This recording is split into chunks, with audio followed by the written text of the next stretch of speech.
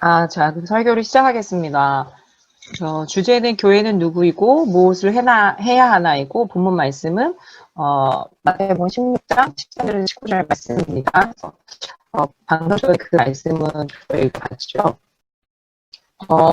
제가 지금까지 교회를 많이 섬겼었는데 설교가 가장 힘든 섬김인 거를 몸소 체험하고 있습니다. 그래서 설교를 섬겨주는 모든 분들이 참 존경스럽고 얼마나 많은 수고가 있는지 제가 체험을 하고 있는 과정입니다. 지금도. 지금도 그렇습니다. 그래서 존경의 마음을 표하고요. 제가 이번 주에 설교를 섬기게 되어서 내내 마음이 참 돌같이 무거웠습니다. 돌을 마음에 얹고 있는 것 같았는데 그래서 10번 정도를 들을 수밖에 없었습니다. 이 마음의 무거움을 어떻게든 해결을 해봐야 되겠다. 그래서 밥 먹을 때, 식사를 할 때나 설거지를 할 때나 아니면 이번 주에 눈이 와서 차를 못 몰고 갔는데 그래서 직장에 출근할 때는 이렇게 차 안에서 계속 제가 들었습니다. 그래서 어저께 저녁까지도 들었던 것 같습니다.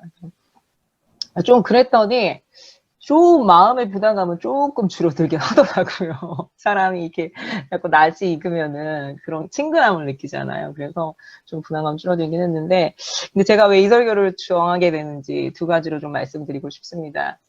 첫 번째는 뭐 솔직하게 뭐 제가 얘기하자면 아주 설교가 좀 짧아가지고 보니까 제가 그 설교를 쫙 봤는데 이게 이 설교가 목사님이 30분 정도 하셨더라고요. 근데 다른 설교는 뭐 40분, 50분 막 그랬거든요. 그런데 30분에서 짧아서 참 마음에 들었습니다.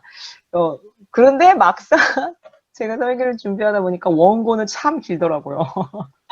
네, 그래서 그런 이유였고, 두 번째 이유는, 새로운 해를 맞이해서 우리 교회가 다시 한번 교회의 본질과 사명을 다시 생각하면서 좀 교회에 대한 마음을 좀 돌아보시는 시간을 가지면 참 좋을 것 같다는 생각이 들었습니다. 네, 그래서 작년 말인가 그때 목사님께서 한국에 2달 정도 계시다가 다시 캐나다로 돌아가시면서 교회에 대해서 많은 생각을 하셨다고 그런 내용이 있으신데, 저는 이번에 2021년도를 맞이하면서 우리 모든 교회 지체들이 다시 한번 교회에 대해서 다시 한번 새롭게 생각하고 또 하나님의 음성을 들어보는 시간을 가졌으면 좋겠다는 마음이 들어서 이 설교 본문을 선택했습니다. 그런 시간 되기를 바라고요. 그러면 제 얘기를 조금 하겠습니다. 저는 고등학교 아주 험난했던 고등학교 시절을 보냈는데 학업이 좀 무너지면서 계속 절망적인 생각과 그런 삶을 계속 고등학교 내내 좀 살았습니다. 학업이 무너지게 뭐 이렇게 소망이 없잖아요. 학생이 학업이 무너지면 정말 소망이 없어요. 그때 예수님을 몰랐기 때문에. 그랬는데 제 친구가 저희 반에 친한 친구가 있었는데 그렇게 친하진 않았구나. 어떤 친구가 있었는데 교회를 정말 열심히 다니고 아주 밝은 아이가 있었어요. 근데 그 친구가 자기네 교회 문학의 밤 한다고 그래가지고 18살 때 그 친구의 교회를 다니면서 은혜를 받게 됐죠. 처음으로 문학의 밤에서 은혜를 받았어요. 눈물이 나고 뭔가 이렇게 마음이 뜨거워지고 뭔가 그 은혜를 느낀 거예요. 제 심령에. 그래서 그 문학의 밤에 참 은혜 받은 사람 중에 한 사람이 저예요. 그래서 18살 후반인가 그 고2 말인가 아무튼 고등학교 초인가 아무튼 고2학년 때 그 친구가 2학년 때 같은 반이었기 때문에 그때 그 교회가 다닌 교회가 성도교회였는데 그래서 그 친구가 데려가가지고 그때 은혜를 받았고 그래서 18살 언제쯤에 예수님을 영접하게 됐어요. 네, 그래서 그러니까 제가 예수님을 만난 건 18살이에요. 그래서 지금 보면 예수님과 함께 교회 생활을 한 게 한 30년은 됐더라고요. 그래서 나도 정말 수십 년간의 교회 생활을 했네 그런 생각이 들었습니다. 근데 저희 교회에는 저뿐만 아니라 또 많은 지체들이 교회 생활을 오랫동안 하신 걸로 제가 알고 있습니다. 네. 그럼에도 불구하고 제가 이렇게 우리 지체분들에게 교회란 무엇일까요? 라고 물어본다면 얼마나 명확하고 또한 자신감 있게 그것을 설명해 줄 수 있는 분은 몇 분이나 되실까라고 한번 생각을 해봤는데, 그거는 하나님만이 아시겠죠. 그래서 오늘, 그래서, 우리가 평생 교회에 속해 살아가는데, 그래서 오늘 이 시간 통해서 교회 본질이 무엇이고, 교회의 주된 사명이 무엇인지를 모든 여러분들이 바로 알고, 또한 그렇게 믿음으로 행하는 계기가 됐으면 좋겠습니다. 그러면 교회에 대한 사람들은 어떻게 생각하는지에 대해서 간략하게 말씀드리겠습니다.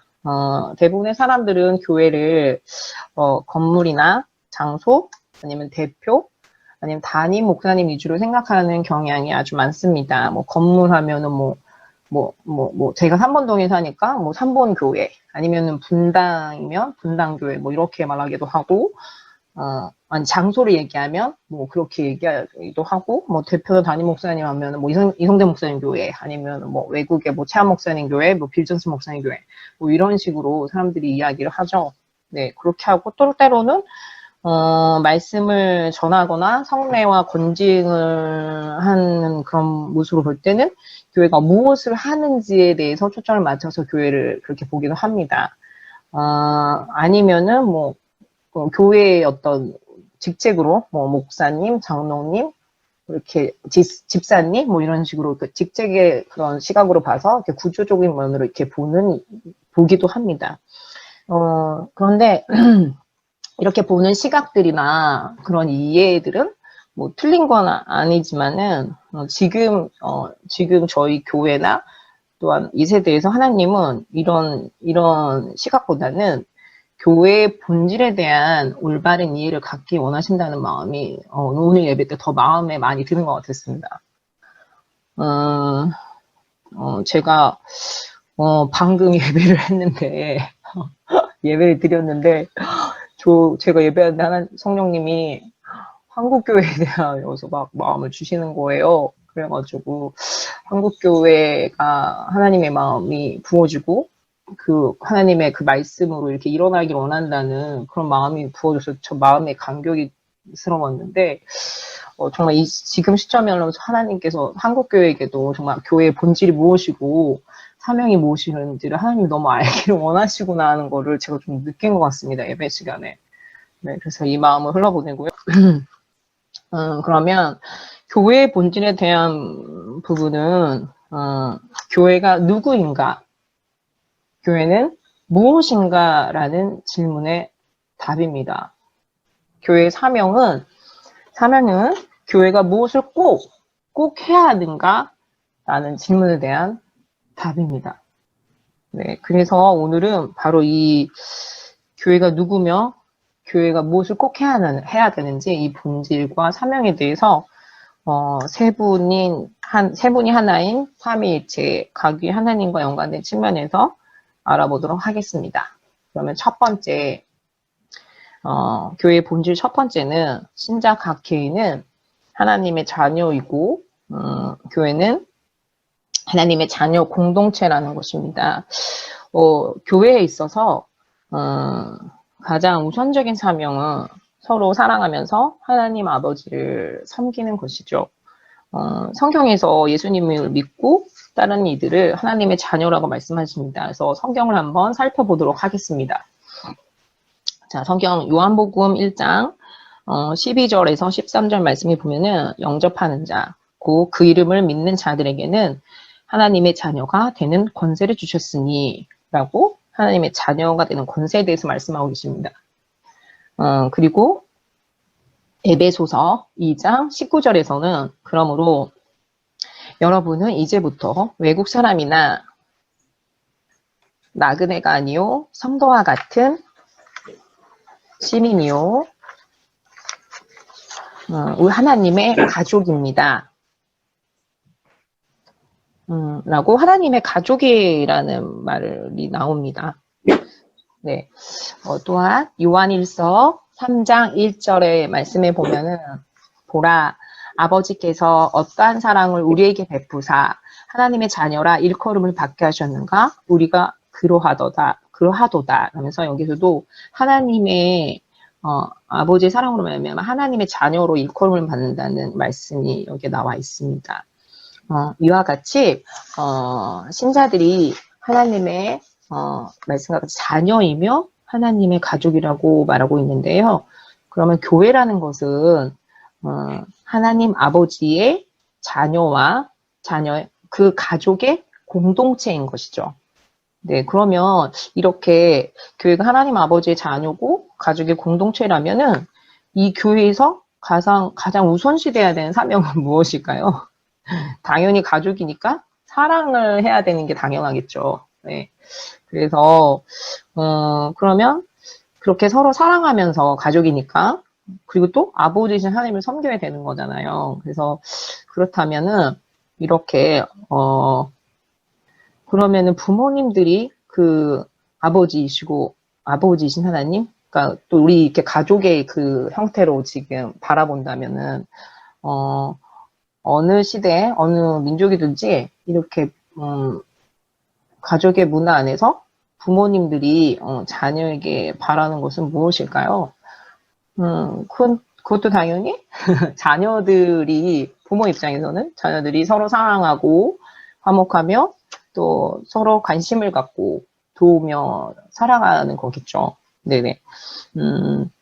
제가 이 자녀들이 서로 사랑하고 화목하며 이 부분을 제가 자판을 치면서 저의 예화가 떠올랐어요. 그거를 잠깐 제가 나눠보겠습니다. 제가 여러분도 아시다시피 제가 5월 초에 하나님의 은혜로 차를 구입하게 되었잖아요. 네, 그런데 그렇게 구입하게 되었던 거는 제 동생이 예전에 1,000만 원을 빌려가서 그 돈을 할부금으로 갚게 되면서 차를 구입하게 되었어요. 네.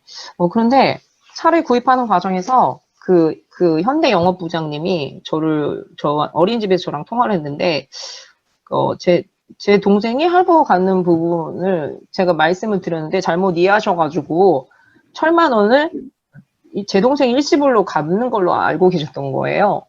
네, 그러면서 그 위에 또 영업부장님과 아버지가 굉장히 깊은 친밀 관계가 있는 분이셨기 때문에 그리고 그 아버지 소개로 그 영업부장님한테 차를 사게 된 거였거든요. 그래서 그 영업부장님과 아버지가 통화를 하는 중에 제가 동생에게 1,000만 원 일시불로 하기로 했다고 말씀하셔서 아버지께서 저녁에 제가 집에 그 차 때문에 갔는데 아버지께서 아주 차분한 말씀으로 저에게 뭐라고 하셨냐면, 너는 왜 동생에게 그러냐고, 그 의리가 없다면서, 그러니까 일시불을 왜 1,000만 원을 갚게 했냐고 그러면서 매우 근심 어린 마음으로 말씀하신 게 생각이 났어요. 왜냐면은 그때가 5월 초기 때문에 그 코로나로 인해서 사람들이 그때 굉장히 긴장하고 또한 이렇게 사업을 하는 사람들 같은 경우에는 일찍감이 많이 들었던 시즌이잖아요. 근데 제 동생이 사업을 하고 있었기 때문에 저희 아버지도 그 재정에 대한 걱정을 좀 하고 있었을 때였었어요. 그런데 왜 이런 상황인데 네가 왜 이거 1,000만 원을 일시불로 갚게 하고 했냐고 그러면서 왜 이렇게 동생한테 하나밖에 없는 동생한테 이게 의리가 없냐고 그러면서 저한테 근심 어린 마음으로 조금 질책을 하신 적이 있었는데 근데 물론 그 오해는 풀렸어요. 바로 그 자리에서 오해는 풀렸어요. 말씀을 했기 때문에.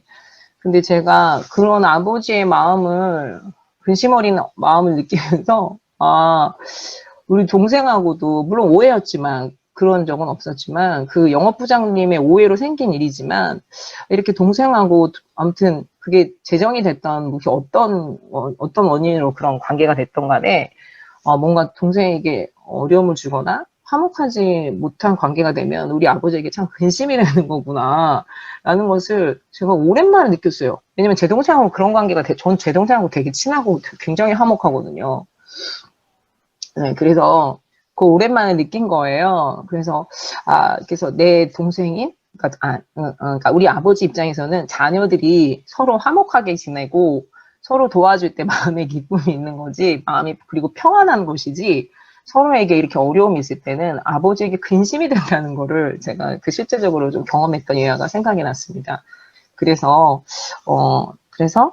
자녀들 관계 속에서는 서로 화목하고 서로 도와주며 또 서로에게 관심을 베풀고 또 서로에게 서로 우애하는 것이 또 하나님께서 아버지가 기뻐하시는 일이라는 부분들이 그래서 이해가 됐습니다. 네. 그리고 이제 그리고 제 동생이 뭐 여러모로 또 차를 사고 그러면서 여러 가지 많이 도와주고, 그 전에도 뭐 집을 구할 때 뭐 커튼을 사주고, 커튼을 달아주고, 이런 것처럼 솔직히 우리 오빠보다는 동생이 저를 실제적으로 굉장히 많이 도와주고 있어요. 그래서 그럴 때마다 아버지께서 굉장히 또 기뻐하시더라고요. 그래서 이렇게 서로서로 실제적으로 사랑하는 모습이 보여지고 도울 때 아버지도 기뻐하신다는 것을 제가 느꼈습니다. 그래서 그런 것처럼 하나님 아버지도 자녀들이, 우리가 자녀잖아요. 그래서 우리가 자녀들이 서로서로 사랑하고 실제적으로 도와주고 서로서로 우애를 나눌 때 하나님 아버지도 참 기뻐하실 것 같다는 생각이 듭니다. 네, 그래서 그렇고 그런데 이 부모님들의 이런 마음은 도대체 어디서부터 왔을까요? 그거는 물론 우리 모든 사람을 지으신 하나님 아버지에게서 나왔겠다는 마음이 듭니다. 그리고 교회는 하나님의 가족 공동체이잖아요. 그래서 모두 가까이, 우리 교회처럼 가까이 모여 살지 않고 떨어져 지낸 시간이 많아도 우리는 가족 공동체이기 때문에 가정의 한 일원이 되는 거겠죠. 네. 그래서 우리 교회 같은 경우는 뭐 몇 달이 아니라 1년이 지나도 만나지 못하고 모이지도 못하잖아요. 그럼에도 불구하고 가족이고 또 가족으로서 존재하는 교회라는 것이 사실이라는 거죠. 네. 자, 그리고 이제 말씀을 보겠는데요. 요한복음 13장 34절 35절 말씀에 보면은 새 계명을 너에게 주노니 서로 사랑하라. 내가 너희를 사랑한 것 같이 너희도 서로 사랑하라. 너희가 서로 사랑하면 이로써 모든 사람이 너희가 내 제자인 줄 알리라. 라고 분부하셨습니다. 네, 서로 사랑하라고 네, 분부하셨죠. 네, 그 말씀이 있고 그런데 우리가 하나님의 가족으로 서로 사랑해야 되는 건 너무나 잘 알고 있는데, 근데 어떻게 사랑을 해야 되는지 그 방법도 참 중요한 것 같아요. 그래서 무작정 사랑한다는 게 뭔지를 몰라서 그냥 무작정 사랑하다가 때로는 시험에 들기도 하잖아요. 그래서 어떻게 사랑해야 되는지 그 방법을 또 구체적으로 알아보는 시간을 갖겠습니다. 그래서 첫 번째는 나를 개인적으로 알고 하나님의 사랑을 받음으로 시작해야 된다고 하네요. 나에 대한 부분이 먼저 포커스가 있더라고요. 네. 그래서 무엇보다도 자기 자신을 사랑하는 법을 배우셔야 된대요. 네, 그래서 말씀에 보면은 다 아시는 말씀이잖아요. 내 자신을 내 이웃을 내 자신과 같이 사랑하라. 이 말씀은 다 아시잖아요. 그래서 이 말씀은 자기 자신을 사랑하는 법을 배우면서 이웃을 사랑하라는 의미라는 거죠. 네, 그러니까 자기 자신을 사랑하지 못하는 사람은 어떻게 보면 이웃을 사랑한다는 건 좀 어폐가 있다는 거죠. 네, 여기 보면 예수님, 배드로에 대한 이야기가 좀 나오는데요. 베드로 예수님을 배신했잖아요. 배신했는데, 베드로, 그렇지만 나중에 회복이 됐죠. 근데 베드로처럼 우리 안에 불신앙도 있고, 사실 불신앙이 없는 사람은 없잖아요. 불신앙도 있고, 자기 중심적인 생각도 강하고, 음란함도 있고, 이기적인 것도 있고, 때로는 굉장히 용기 없고, 뒤로 물러나고, 때로는 타협하고, 때로는 좌절하고, 또 그래서 자기만의 감옥에 숨어버리고, 뭐 이렇게 우리들이 그런 모습이 많잖아요.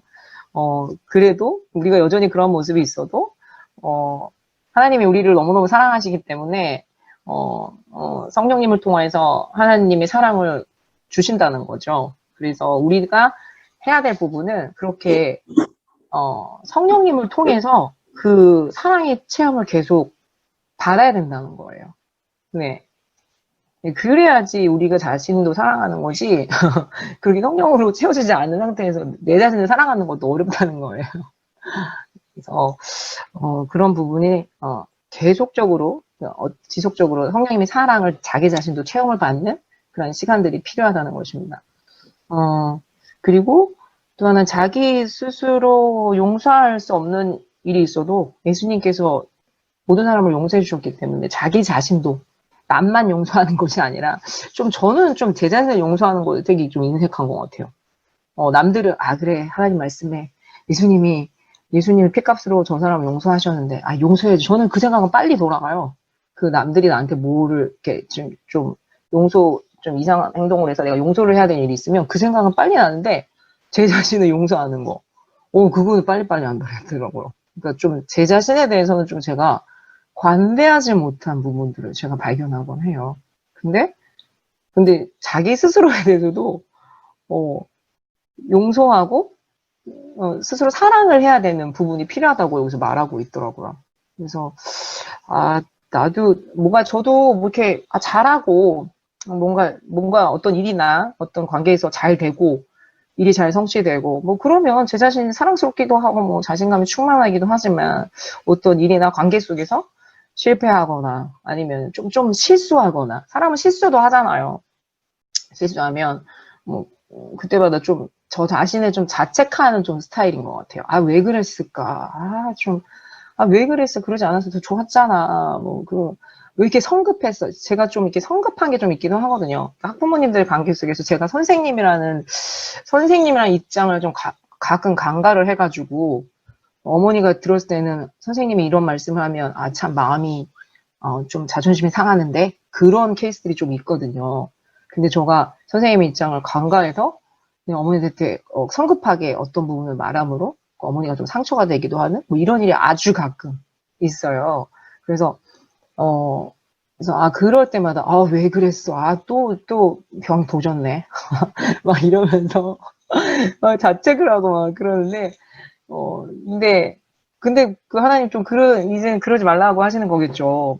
어떻게 사람이 완전 완벽할 수가 있겠어요. 성격이라는 게 어느 부분은 좀 모난 부분도 있긴 사람이잖아요. 그때도 좀 이렇게 그런 마음이 실수를 한다 할지라도 예수님한테 가서 내 자신을 용서하고 내 자신을 관대하게 받아주고 이런 부분이 필요한다는 것을 제가 느끼는 것 같습니다.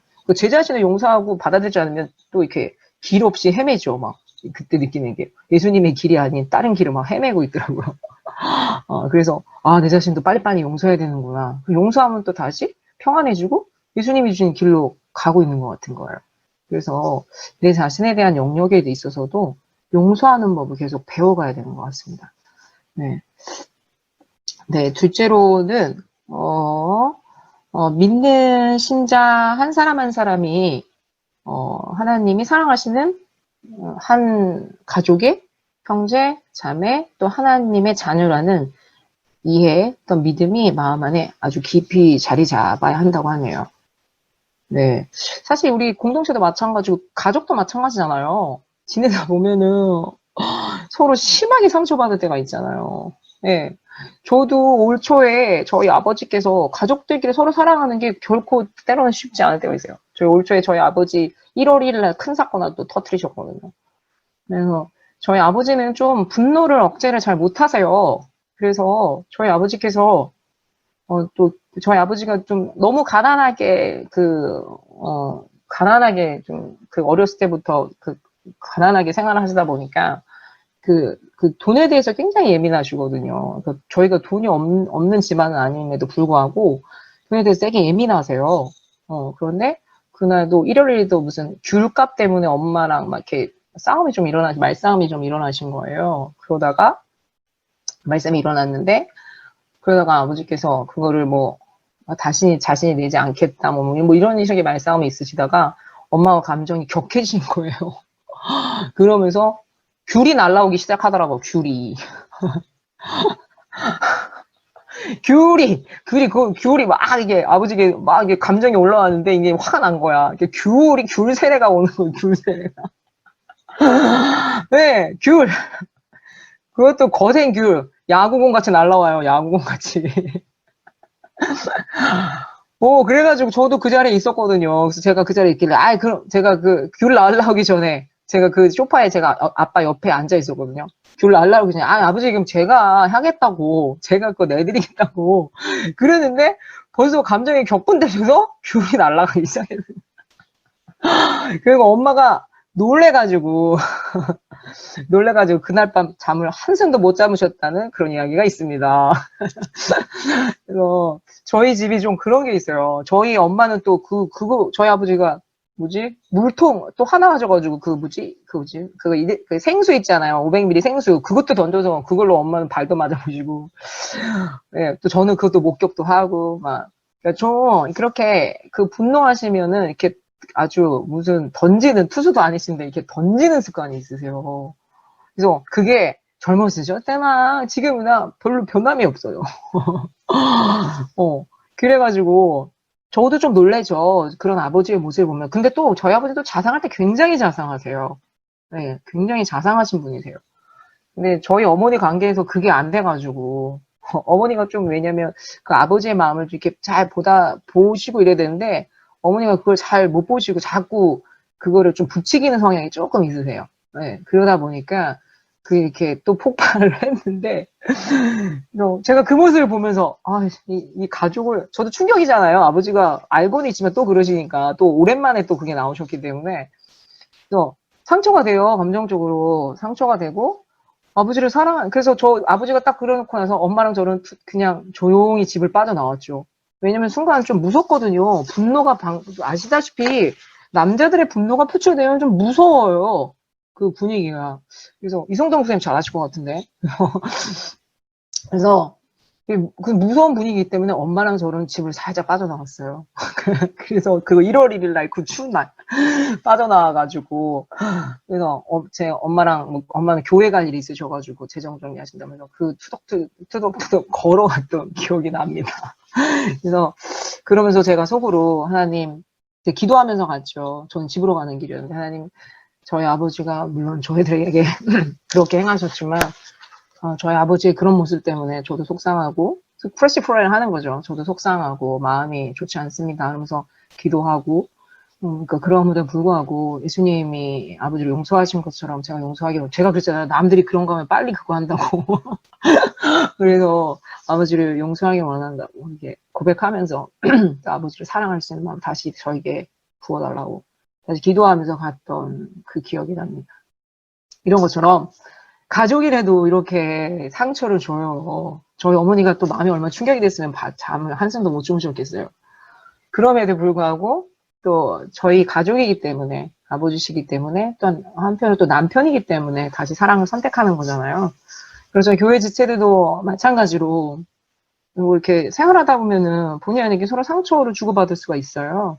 예. 아니면 오해를 막 어떤 부분에서 오해가 막 생겨가지고 그게 사실이 아닌데 아까 저희 그 차 살 때 그런 오해처럼 어떤 오해가 생겨가지고 억지를 쓰고 서로 고집 부릴 때도 있고 또 지내다 보면 또 어떤 사건으로 감정이 미워질 때도 있고 또한 또 우리 지체들은 다 성향들이 너무 다르잖아요. 어떤 사람은 굉장히 직설적이고 할 말 안 할 말 다 하고 어떤 지체는 속으로 계속 삭히고 뭐 이런 지체들 이렇게 성향이 다르잖아요. 그러다 보니까 부딪힘이 없을 수가 없어요. 네, 그럼에도 불구하고 하나님께서는 우리가 다 하나님 안에서 형제고 자매이기 때문에 사랑하는 법을 한 걸음 한 걸음 배워가라고 말씀하신 것 같습니다. 네, 그래서 저희들에게 프레시 프로를 주신 게 아닌가 그런 생각이 듭니다. 네. 그리고 또 하나는 저희 알다시피 누구나 다 가게 될 나라가 있잖아요. 그 내세 천국이잖아요. 그래서 그 내세 천국에 가면은 우리 모든 지체들 거기서 다 영원히 함께 사는 거잖아요. 그래서 그런 내세 천국에 대한 함께 사는 영원한 지체라는 거, 그것도 마음에 새겨야 된다는 거, 그것도 말씀하고 있습니다. 네, 그래서 교회의 첫째 되는 본질은 하나님의 자녀 공동체이고, 그래서 교회에 으뜸되는 사명은 서로 사랑하는 것입니다. 그러면서 하나님을 섬기는 것입니다. 네. 그렇게 할 때 하나님 기뻐하시고, 또한 그것이 아까 말씀하신 목사님이 기도 가운데 말씀하신 그게 24시간 예배가 되는 거죠. 네. 예. 그래서 우리 모두가 그렇게 함으로써 24시간 예배가 되는 그런 삶이 되기를 축복합니다. 그럼 교회의 두 번째 본질에 대해서 이제 말씀드리겠습니다.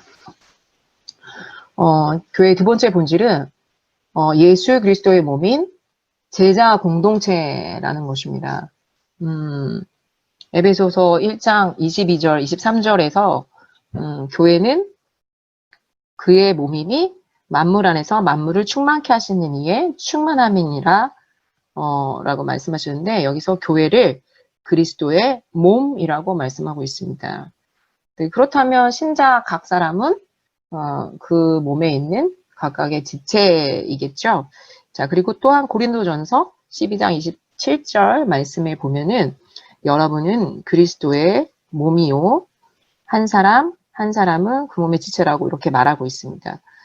그래서 성경에서는 그리스도 예수님은 머리, 교회는 몸, 신자는 그 몸의 지체라고 말하는데요.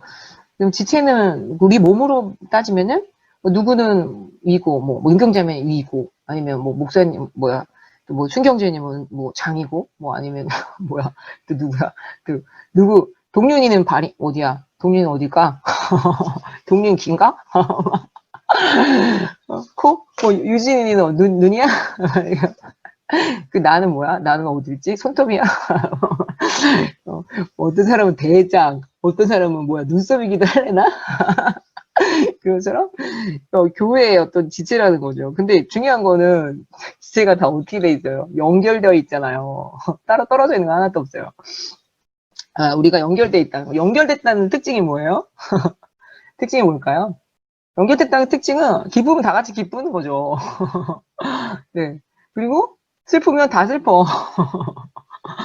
그리고 또 연결된 특징은 어디가 아프면 몸이 여기가 아프면 다 아픈 것 같아. 뭐 배가 아픈데 뭐 배가 아프면 뭐 몸이 다 아픈 것 같잖아요. 그 몸이 이상하잖아요. 네, 몸 컨디션이 안 좋아지잖아요. 이런 것처럼 다 아픔을 느낀다는 거예요. 네. 그리고 어떻게 보면은 또 몸이 어떻게 뭐 교통사고를 당하거나 그래서 만약에 심하게 어디를 다치면 몸에 장애를 겪게 되기도 하죠. 이런 것처럼 연결되어 있다는 것은 많은 의미가 있습니다. 네.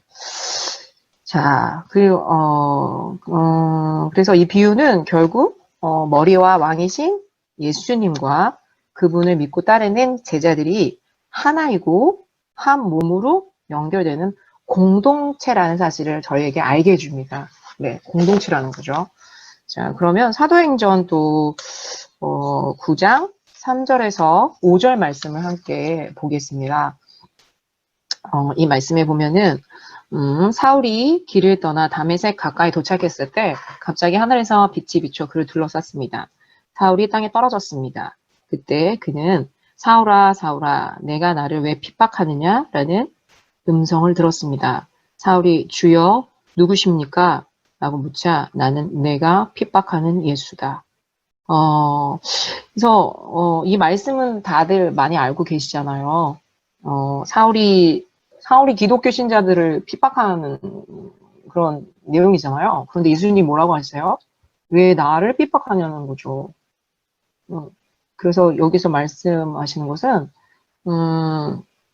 기독교 신자들과 예수님이 하나라는 걸 말하는 거죠. 기독교 신자들을 핍박하는데 왜 나를 핍박하느냐? 그건 네 거로 나나 기독교 신자나 나 똑같다는 거죠. 하나라는 거고 그리고 또 그걸 따르는 신자들, 제자들도 마찬가지로 하나라 네 거로라는 거죠. 그래서 이 말씀에서 하나라는 것을 느끼게 해줍니다. 네. 그 다음에 또 다른 말씀을 보겠는데요. 이 말씀은 본문 말씀이에요. 그 마태복음 16장 말씀인데요. 이르시되 너희는 나를 누구라 하느냐?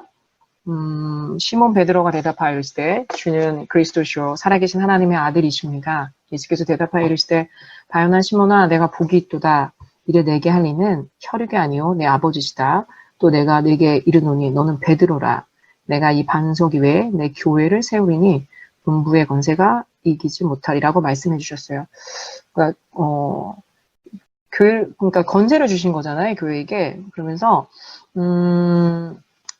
그래서 권세에 대해서 말씀하고 계세요. 여기서 뭐라면 음부의 권세가 이기지 못한다는 교회에게 주신 권세에 대해서 말씀하고 계시는데 그렇다면은 교회의 본질이 지금 제가 말씀드리기를 예수님이 몸이고 우리는 제자, 그러므로 제자 공동체라고 지금 공동체, 그러니까 제자 공동체라고 말씀드리고 있는데 그렇다면은 교회의 본질은 예수님의 몸이고 또한 그러므로 제자 공동체라고 말한다면 이 두 번째 본질의 교회의 사명과 목적은 무엇일까요?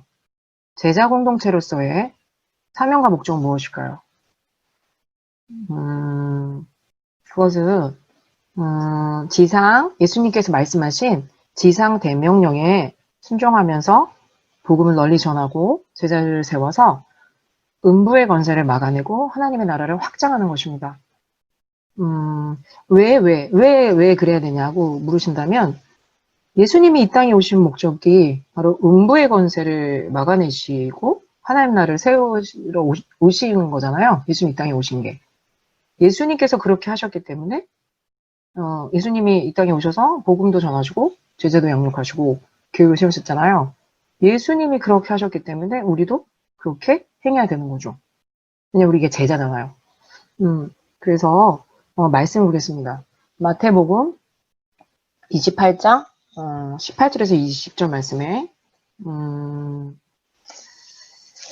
하늘과 땅의 모든 권세를 내게 주셨으니 그러므로 너희는 가서 모든 민족으로 제자로 삼아 아버지와 아들과 성령의 이름으로 세례를 베풀고 내가 너희에게 분부한 모든 것을 가르쳐 지키게 하라. 볼지어다 내가 세상 끝날까지 너희와 항상 함께 있으리라. 라고 말씀하십니다. 네. 네, 주님 저에게 이렇게 하라고 말씀하시네요. 네, 그리고,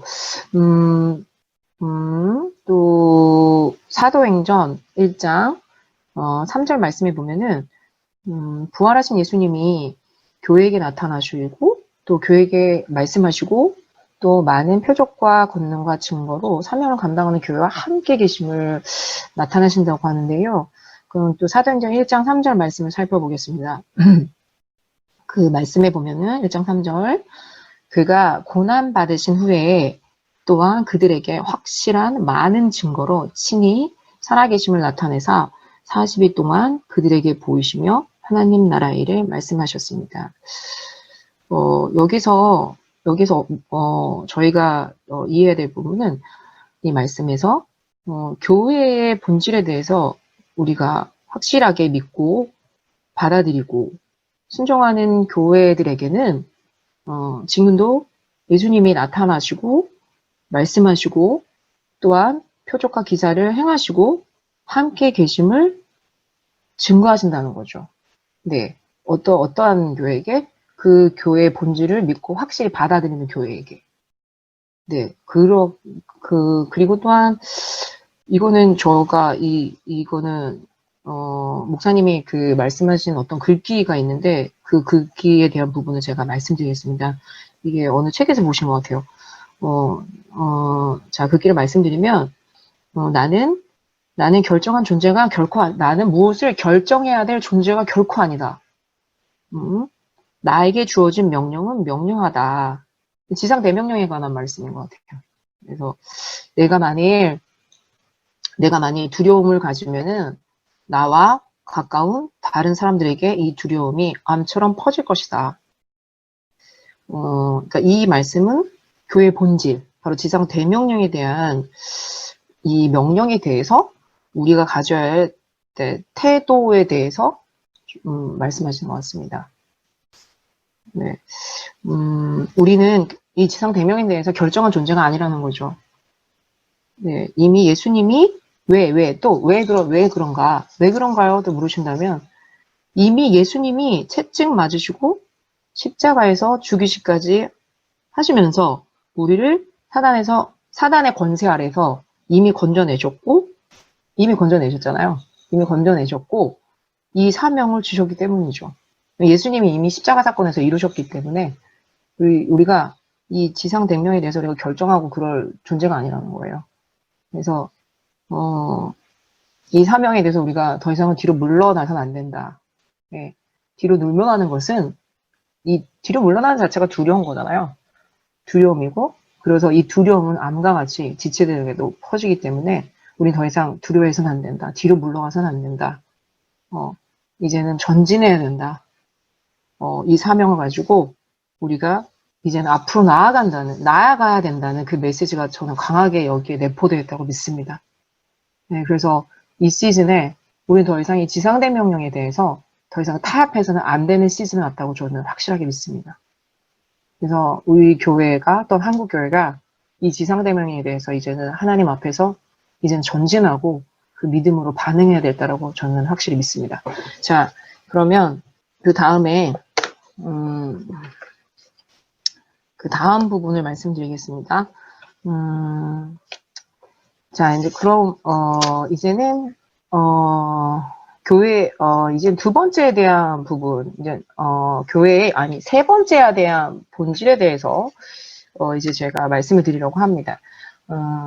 세 번째는 이제 성령님에 관한 거죠. 그러니까 첫 번째는 하나님에 관해서 그 삼위 하나님 중에서 첫 번째는 하나님에 관해서 두 번째 먼저 예수님에 관해서 세 번째는 이제는 삼위 하나님 중 성령님에 관해서 말씀드릴 것인데 그 세 번째 본질에 대해서는 우리가 성령님이 거하시는 성소라는 것이죠. 성소, 성소이며 신자는 하나님의 동역자라는 거죠. 파트너십 얘기하시는 것 같아요.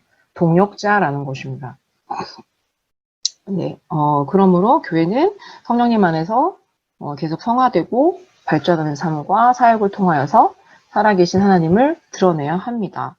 예수님이 말씀하신 대로 이 세상에서 탄생한 교회 첫 모습은 어땠죠? 사도행전에 보면은 그 다락방에 모였던 제자들이 성령이 임해가지고 막 모두 성령 충만했고 세술에 취했고 그러므로 각 방 안으로 그 여러 나라의 그 놀랍게도 여러 나라의 각 방언으로 하나님이 하시는 세일을 선포하잖아요. 네, 그렇게 첫 교회가 그런 모습이었어요.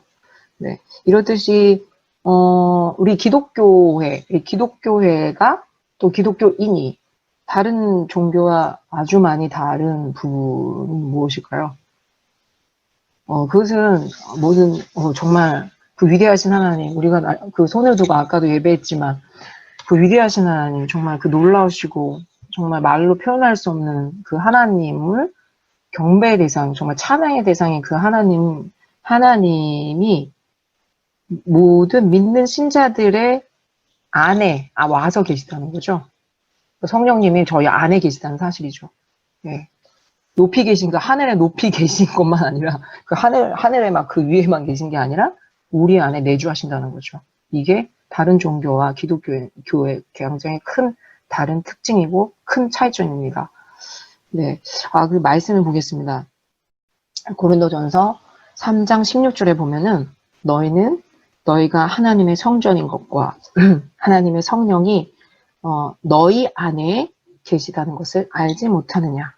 근데 여기서도 말하는 것처럼 성령님이 우리 안에 계신다고 말씀해 주고 계십니다. 구약 시대에는 건물, 성전 중심의 신앙이었지만 신약 시대는 전혀 다르죠. 네, 교회와 신자는 하나님이 임재하시는 걸어다니는 산 성전입니다. 왜냐하면 성령님이 저희 안에 거하시잖아요. 그래서 우리는 걸어다니는 살아있는 산 성전인 거죠. 그리고 또한 성소가 되는 거겠죠. 네네. 그러면서 이 목사님께서 그 예전에 그 로마 군단이 예루살렘 성전을 파괴를 했는데 왜 파괴를 했을까? 왜 하나님이 그 성전을 파괴를 하시는 거를 왜 허락하셨을까?라고 이렇게 질문을 하세요. 그러면서 그런데 오늘날 이 현대 교회는 하나님은 그 예루살렘 성전을 파괴하게 하셨는데 왜 현대 교인들, 현대 신자들은 왜 그렇게 큰 건물을 보고 이렇게 자부심을 느끼는지, 그런 부분은 좀 어폐가 있지 않나? 그런 말씀을 하시는 것 같습니다. 저도 그 부분에 동감을 하고, 그리고 저희 지체들을 향해서 이런 질문을 하시죠. 어떤 질문을 하시냐면, 저희 가정교회가 건물이 없다고 열등감을 느끼시나요? 이렇게 질문을 하세요. 열등감을 느끼시나요? 건물이 없어서? 자, 열등감 느끼시는 분은 빨리 반성하세요. 하나님 말씀에 그렇지 않다고 말씀하시면 반성하시고 빨리 돌이키세요. 네, 그래서 제가 이 부분을 보면서, 주여, 나도 약간 교회가 없는 것보다 있는 게 그러니까 물론 그냥 사람이 그냥 이런 거 있잖아요. 뽀대가 난다 이런 얘기 하잖아, 인간적으로. 세속적으로. 뽀대나 그런 거 있잖아요. 그래서 사람들에게 난 남아있다고 생각하지 않아.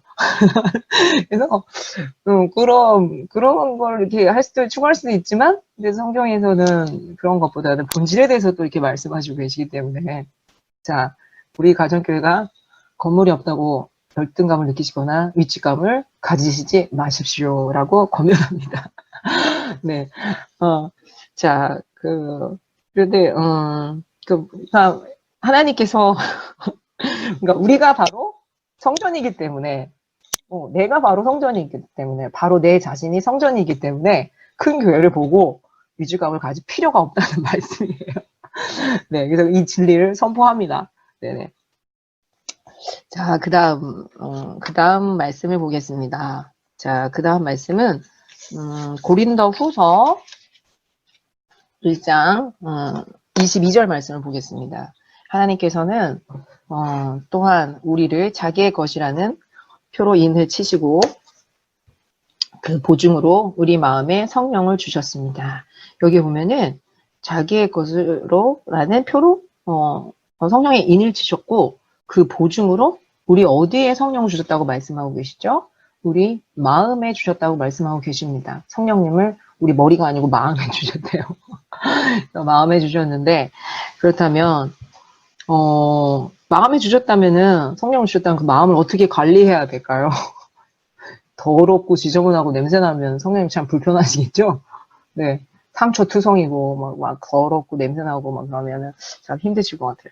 그래서 우리의 마음이 어떻게 될까요? 깨끗하고 건강하고 강건해져야 되겠죠. 그러면은, 그렇게 될 때, 우리 마음이 깨끗하게 되고, 강건하게 되고 깨끗하게 될 때, 우리 마음이 이렇게 하나님이 거하시는, 성령님이 거하시는 성소라는 것을 더 체험하게 될 것입니다. 네, 그래서 엘리야 사역이 필요한 것 같아요. 네. 여기서도 그 연결이 필요한 것 같아요. 네. 다음 고린도전서, 그리고 또 말씀을 보겠습니다. 3장 9절 말씀을 보겠습니다. 3장 9절 말씀을 보면은, 우리는 하나님의 동력자들이요, 하나님의 집이라고 말씀하십니다. 네. 하나님의 집이라고 말씀하시네요. 그러면서 여기에서 성령에 대해서 목사님께서 많은 말씀을 하세요. 성령님에 대해, 성령님이 어떠한 분이신가? 그 성령님이 나타날 때 어떻게 나타나시는가? 이 부분을 많이 말씀하고 계시거든요. 그래서 그 부분을 잠깐 말씀드리면, 성령님에 대해서, 그 성령님의 임재를 물론 우리가 말씀으로도, 믿어야 하지만은, 그분의 임재를 느끼고 들을 수 있고, 또한, 만질 수도 있고, 뭐, 이렇게, 지각을 통해서도 감지할 수 있어야 된다고 하시네요. 그리고, 왜냐하면, 아담과가 그렇게 지어졌고, 또 우리도 예수님 안에서 회복된 존재이기 때문에 성령님을 그렇게 우리가 체험할 수 있어야 한다고 하십니다. 그리고 성령님에 대해서 많은 사람들은 성령님에 대해서 굉장히 아주 막연하게 생각하잖아요. 네, 막연하게 생각하고 또 사람과 같이 인격적인 존재라기보다는 그냥 공기같이 그냥 이렇게 인격이 없는 그런 격이 없는 이렇게 인격 그런 자체라보다는 이렇게 공기 같은 그런 이렇게 느끼고 그렇게 인식하는 분들이 많으신 것 같아요.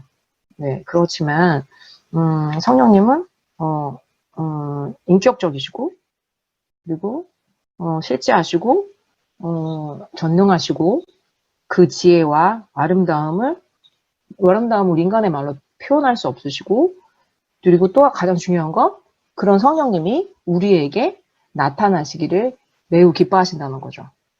네네. 그래서 성령님에 대해서 제가 얘기하니까 또 일화가 생각이 나더라고요. 제가 이 설교를 준비하면서 도대체 목사님은 일화 같은 거를 많이 들었는데 난 무슨 일화를 해야 되지? 그래서 성령님한테 저도 이 설교를 준비하면서 일화들이 좀 생각나게 해주세요라고 기도를 했었어요. 근데 생각이 나더라고요. 그래서 어떤 일화가 생각이 나냐면 제가 차를 구입했잖아요. 성령님의 임재를 언제 느꼈냐면은 제가 차를 구입했는데 그 어느 날은 또 차를 오랜만에 또 이렇게 타려니까 또 무서워가지고 차를 제가 무서우니까 탔다 안 탔다 계속 그러고 있거든요. 그런데 그날 여름이었는데 그게 또 하나님의 임재를 불러와요. 또 그런 게 그 여름이었는데 그때도 오랜만에 차를 타니까 또 무서운 거야. 그래서 차 앞에 딱 묵상기도 딱 틀어놔요. 묵상기도 예수님을 묵상하는 묵상기도 해가지고 딱 그걸 틀어놨어요. 딱 틀고 전 기도하면 그런 거 틀고 기도하거든요. 딱 틀고 기도를 딱 하기 시작했어요. 근데 기도를 시작한 지 한 5초나 됐나? 하나님 아버지, 뭐 이래서 내가 기도를 한 5초가 됐는데, 갑자기 앞이 뜨거워. 내 운전석이 뜨거워. 앞이 뜨거워, 앞이. 운전대 앞이 뜨거워요. 내 코앞에 누가 왔어. 성령님이 왔어요. 성령님이 코앞 그 운전대 앞에 오셔가지고, 얼굴이 뜨거운 거예요. 그래서 어떻게, 여러분들도 아시다시피, 성령님이 오시면 뜨거운 사랑이 있잖아요. 그 뜨거움 속에. 사랑이 있으니 눈물이 나죠. 눈물이 하염없이. 이거는 누가 건드리나 했지, 그 뜨거움 때문에, 그 사랑 때문에 그 눈물이 쏟아지는 거예요. 네. 그래서 그 뜨겁게 오시는, 그렇게 나타나기를 즐거워하시는 제가 성령님을 차 안에서 경험을 했죠. 그리고 또 여러분도 아시다시피 작년 여름에 목사님이 한국에 계셨을 때였는데 제가 간증했잖아요. 그 처음으로, 두 번째 날인가 처음인가, 차 몰고, 첫째 날이었구나, 진짜. 차 몰고, 진짜, 그 미숙한 운전 실력으로, 좌회전도 잘 못하고, 미숙한 운전 실력으로, 그 안양 시내를, 그 복잡한 시내를 왔다 갔다 했으니, 제가 얼마나 마음이 그랬겠어요. 그런데, 갔다 와가지고, 손에 금가루가 엄청 많이 떨어져 있었잖아요. 네, 정말 많이 떨어져 있었어요. 그 양손에. 네, 그래서 제가 그때 한번 그 금요 기도할 때, 목사님 계실 때 간증했었잖아요. 손에 엄청난 금가루가 떨어졌다. 그래서 제가, 내가 얼마나 두렵고 무서웠으면 하나님이 내가 너와 함께 한다. 걱정하지 말고. 그래서 지키신다. 함께 한다. 그걸 나타내려고 그렇게 금가루를 나타내진 않았을 생각이 드는데, 그런 것처럼 성령님이 우리에게 이렇게 나타나시기를 참 기뻐하시는 것 같아요. 정말 그날은 손바닥에 금가루가 엄청났어요. 네. 그래서 제가 또 성령님이 나타나시기를 기뻐하신다는 그런 간증을 흘러보냅니다. 여러분들에게도 그런 동일한 은혜가 부어지기를 소망합니다. 네. 네. 자, 그리고 또 이거 말고도 알다시피 성령님은 여러분이 알다시피 여러 가지로 많이 말씀하시잖아요. 환상도 있고, 꿈도 있고, 또 예언적인 은사도 하기도 하고, 또 아까 최은혜 전사님 허리 치유되신 것처럼 또 육체적인 치유로 임하시기도 하고, 여러 가지 많은 것들로 또 다양한 은사로 또 정말 나도 그런 건 한 번도 경험 못 했지만 냄새로 어떤 사람은 막 굉장히 향기로 막 냄새로 막 꽃향기를 맡는다고도 하잖아요. 근데 저는 그런 거는 체험 못 해봤어요. 그래서 막 그렇게 냄새로도 이렇게 막 성령님을 체험하기도 하면서 이렇게 항상 성령님은 역사하시지만 정말 다양한 방법으로 이렇게 나타내시는 것 같아요. 저도 이렇게 꽃향기 냄새 좀 한번 맡아봤으면 좋겠어요. 네. 네, 그렇게 나타나시기를 기뻐하시는 성령님이십니다. 네, 그리고, 이렇게 우리가, 이렇게 성령님을 마음에 이렇게 모시고 살아가야 되는데요. 이렇게 임재도 해주시지만 또 내 안에 계신 성령님을 계속 마음에 모시고 살아가야 되는데, 그러면서 또한 말씀에 오시고 살아가면서 또, 예수님을 닮아서 이렇게 엘리사역을 통해서 치유를 받아서 마음의 치유도 받으면서 예수님을 닮아가는 또 성품적으로도 우리가 계속 자라가야 되겠죠. 네. 또한 그렇게 성품적으로 예수님을 닮아가고 내면이 또 아름답게 성소로 지어져 가는 것뿐만 아니라 어떤 성령님이 주시는 은사, 말씀, 권능으로 또한 그 기름 부으심으로 또한 살아계신 하나님을 나타낼 때 때로는 표적과 때로는 권능으로 때로는 사역적으로 또한 나타내야 된다고 하네요. 네, 내적인 것뿐만 아니라 외적으로도 이렇게 성령의 나타내심을 표적과 권능으로 우리가 보여주는 삶을 살아야 된다고 말씀하십니다. 고린도 후서 3장 18절 말씀을 보겠습니다.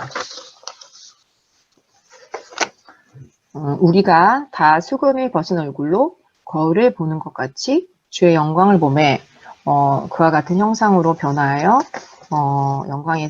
영광에 이르니 곧 주의 영으로 말미암으니라.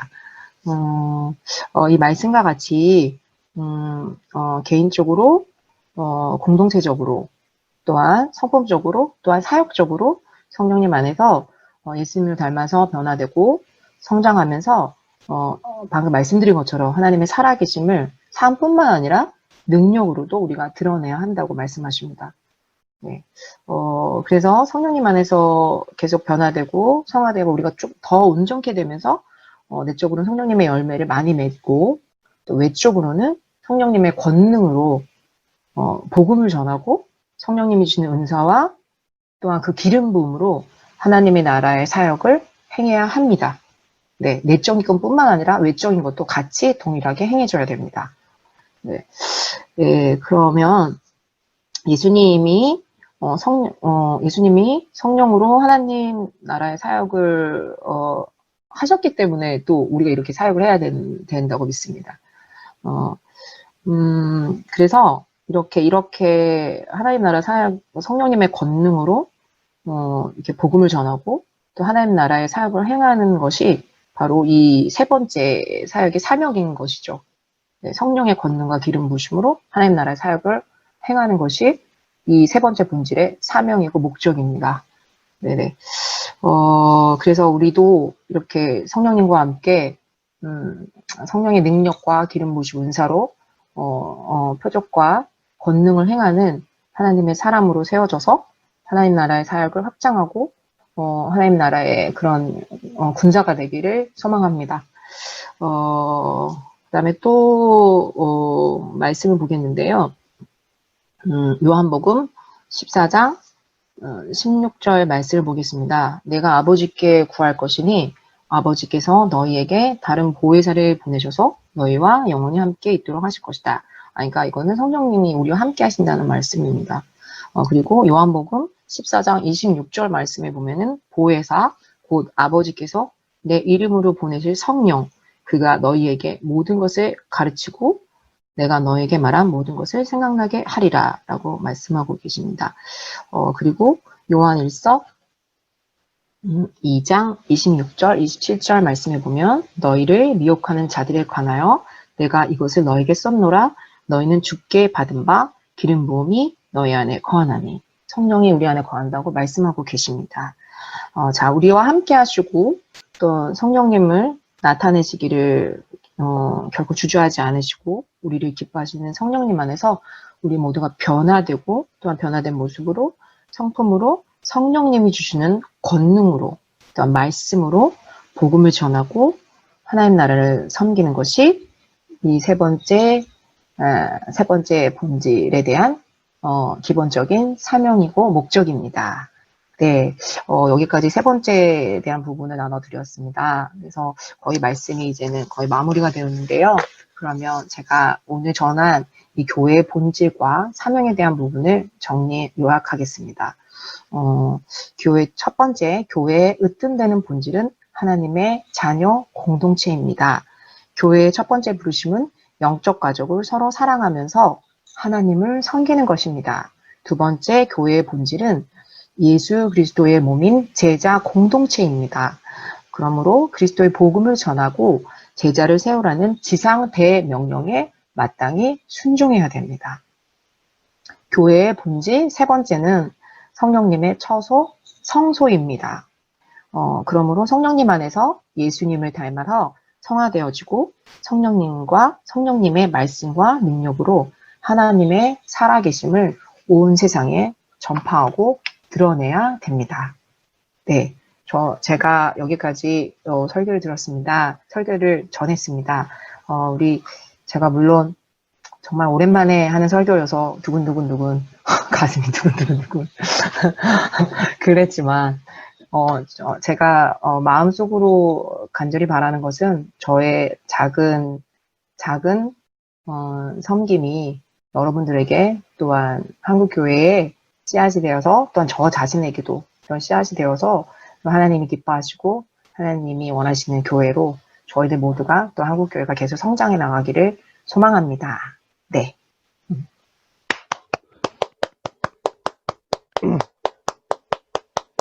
내가 기도할까요? 마치는 기도를? 네. 정의자매를 대신해서.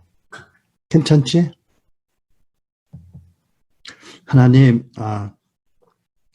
정말 교회가 무엇이 아니라 누구냐는 질문을 달아보았습니다. 교회는 하나님 자녀들의 공동체이기 때문에 자녀들로 마땅히 하나님을 사랑하고 서로 사랑하는 것. 교회는 예수님의 몸이요 예수님의 제자 공동체이기 때문에 예수님이 하신 일, 지상대명령, 하나님 나라 선교, 그리고 예수님을 닮아가는 일을 해야 되는 줄 압니다. 교회는 또한 성령의 전이고 성령의 동역자이기 때문에 성령으로 말미암아 우리 내면에 하나님 나라가 임하고 하나님 주시는 희락과 사랑과 화평 또 우리의 변화와 성화가 성령 공동체의 특징인 줄 믿습니다. 부디 이런 삼위일체론적인 교회의 이해가 우리 마음에 온전히 새겨지고 그 교회의 본질과 그 본질에 따르는 사명이 우리에게 익혀져서 의지적으로가 아니라 자연스럽게 몸으로 나타나는 열매 맺는 우리들이 되도록 성숙한 자들이 되도록 축복해 주시옵소서. 우리는 연약하고 자꾸 넘어지고 잊어버리는 자입니다. 성령 계속해서 무한한 사랑으로 이끌으시고 은혜와 진리로 이끌어 주시옵소서. 우리의 삶이 그래서 하나님 앞에 온전히 드려지고 영원한 천국에서 많은 상급받고 아빠 아버지를 기쁘시게 하는 보람된 삶이 되게 해주시기 원합니다. 감사하며 예수님 이름으로 기도합니다. 아멘.